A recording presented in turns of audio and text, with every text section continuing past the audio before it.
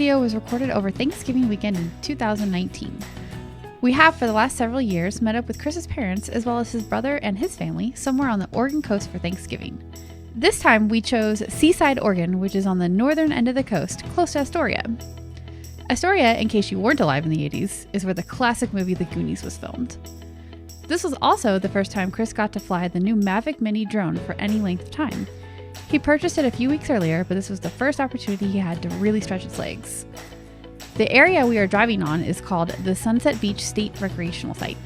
It's between Warrenton and Gearhart on the Oregon coast. It's the first time I have ever driven on the beach, and it was so much fun. Enjoy the scenery. The sections where Chris and his brother are flying their drones near a big hotel is the condo where we had Thanksgiving dinner. Leave us any comments and questions below, and don't forget to like and subscribe.